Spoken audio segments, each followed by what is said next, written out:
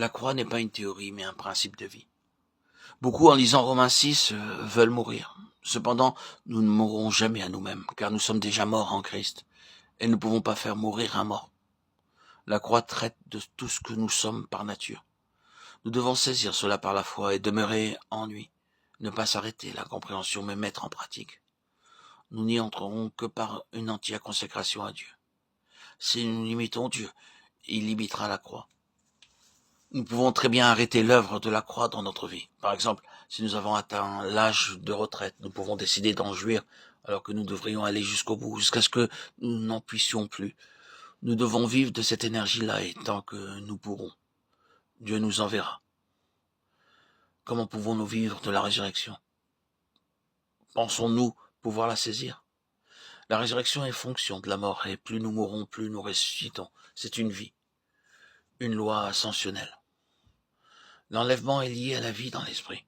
Plus nous vivrons dans la résurrection, plus nous nous éloignerons de la terre, car nous ne saurions échapper au monde, qui est un système spirituel bien plus fort que nous. Les croyants qui veulent échapper au monde ne peuvent y arriver que par la mort à eux-mêmes.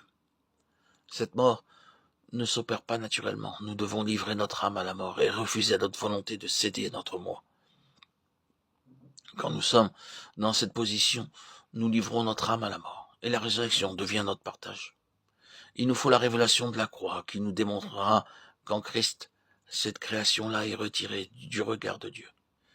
Cette vie qui est dans notre âme s'oppose à Dieu. Mais le Seigneur nous dit, maintenant, livre ton âme à la mort et apprends à faire ma volonté.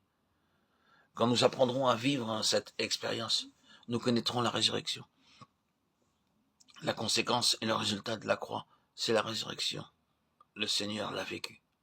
Jour après jour, pendant 3 ans et demi, il a livré son âme à la mort. Chaque matin, livrons-nous sans partage, sans réserve, sans réflexion. Ne réfléchissons pas, car nous n'irions pas loin. Ce qui caractérise l'offrande, c'est la spontanéité. Pas de pensée, de réflexion, cela viendra après, mais pas avant. Si vous donnez en réfléchissant, ce n'est pas un don. C'est une mesure, mais pas un don. Le Seigneur a vécu comme cela. Il est venu comme un simple homme. Ce qui le différenciait du Père, c'est qu'il avait une âme. Avant la fondation du monde, la Trinité était essentiellement esprit. Mais lorsque Dieu vint en Jésus-Christ sur cette terre, il fut un homme avec une âme sans péché. Il pouvait choisir, il était influençable à tout ce qui l'environnait, que ce soit physique ou mental. Il était homme, mais il était séparé. Son âme aurait pu parfois s'exprimer, ce qui ne fut pas. Il disait « Silence, je fais la volonté de Dieu ». Nous ne pouvons pas faire plus que la volonté de Dieu, quand il nous fait connaître sa volonté et que nous l'accomplissons. Nous ne pouvons pas faire plus. Comment vivons-nous ces choses intérieurement?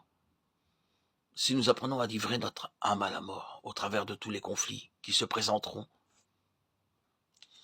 nous vivrons dans la paix intérieurement. Nous ne devons pas confondre la joie du salut que nous expérimentons au moment de notre nouvelle naissance avec la joie de Dieu qui est différente et vient après. La joie du salut vient de nos sentiments et procède du fait que nous avons reçu le Seigneur. Mais par notre marche dans l'obéissance, nous obtenons la joie de Dieu dans nos sentiments. Ce n'est pas la même joie. La première est naturelle, la seconde est divine. Un enfant de Dieu qui marche est joyeux de la joie de Dieu, car Dieu communique sa joie à ceux qui lui obéissent.